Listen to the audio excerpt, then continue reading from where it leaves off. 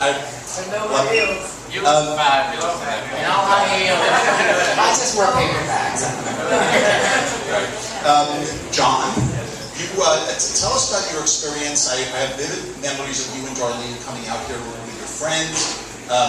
You know, what was the reception you got, and tell me about kind of that the effect that being straight had on your existence here. When I started DJing, I started dating Darlene back in 1978, and she was a dancer, and her cousin and his lover were the owners of the studio, and they used to go to the bar in town, and I was playing these rave clubs, and I'm like, they don't get it. These people don't get it. And she's like, you gotta come to the bar. So I came to the bar, I played at the bar. It was the most wonderful experience ever.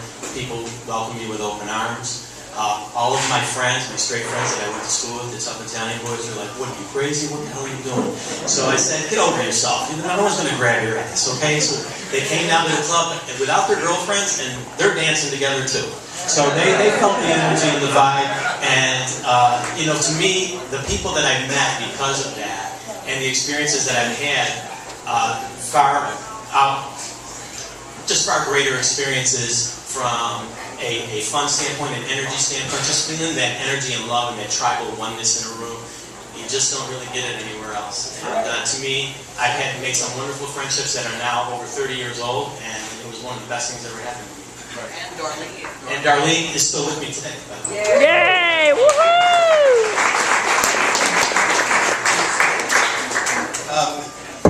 So Robbie and Michael were arguing yesterday about how late the pavilion used to stay open on Sunday mornings. Or Sunday afternoons. What was the latest you ever played the pavilion?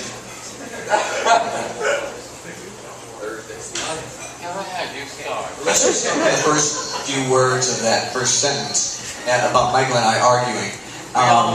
And Michael and I do argue, and we have an amazing, I guess you could just a relationship. But that's the way. I mean, we're equals, and we respect each other's views. And yes, if it's a matter of opinion, of course, each stands up for himself. And to go back a few topics. One of the reasons I'm so proud of Michael is, yes, I did teach him mechanics and I did mentor him, but we had thousands of hours of just discussion about concept and entertainment and the power of music and the power of stopping a room, any details about a night's dancing and entertainment. So yes, okay. So getting back to the pavilion. My guess, first of all, the first pavilion in its first incarnation, it opened right when the Saint was at its ascendancy. And so pretty much, because the Saint closed for the summer, they would keep the same hours. I'd say 10, 11 on busy nights. You know, maybe 12, but not as a habit. But certainly not like 6 o'clock. I mean, that would be something very, very wrong. Am I right? So we weren't arguing.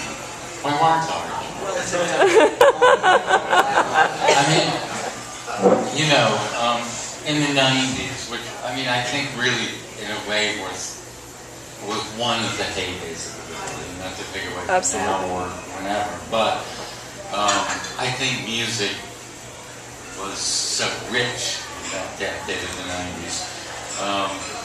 And even then, I mean, and you know, in those days it was like Susan Buck and I. And we really, I mean, the latest, even on the biggest holidays we played, was like 9 or 10. But, I mean, it's really a minor point. It's not how late we stayed, I think. It's a pretty, to people who are dancing at the pavilion these days, it's almost kind of part of legend. Because it really doesn't really happen. People, I think this summer, 7 a.m. is kind of our latest closing time. Well, when I worked last summer, I played till 7, which seemed like that's a breeze.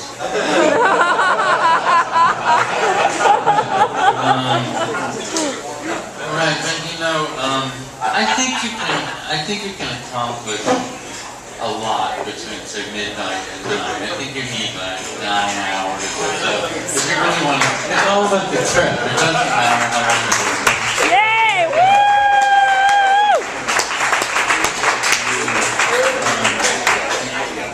I think people just have to be retrained to go out earlier. I think back in those days, well, I can speak for myself. I'd go to tea, have dinner, and I'd nap till 3, 4 in the morning and show up. So I think now people just have to be retrained to go out at midnight, which is, I think we all like better. We loved it. Who wants to stay up till noon, really? Music has obviously gone through several evolutions since you all started playing Sandpiper and the Pavilion. Let's just bring it to where we are now. Are you happy with dance music now? Are you happy with what happens at clubs now? John?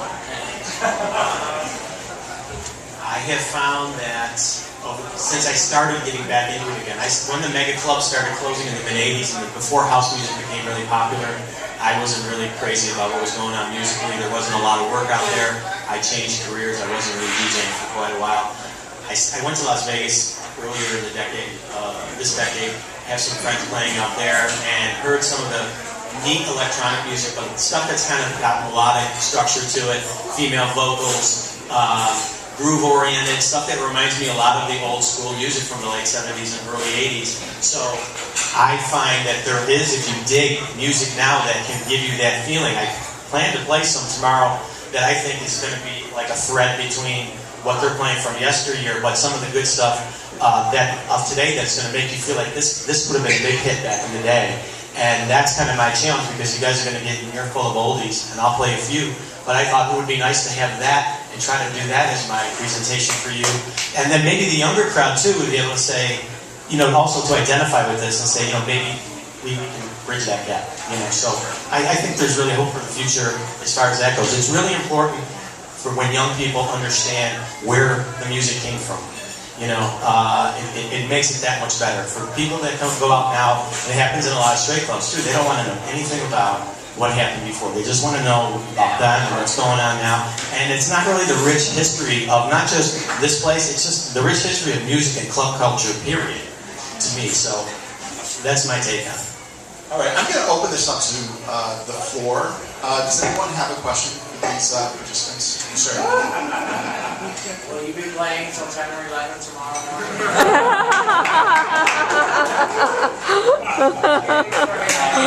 We have plenty of music with us. It seems unlikely 10 or 11, but we will play as long as you are on the dance floor. Yay! Woo!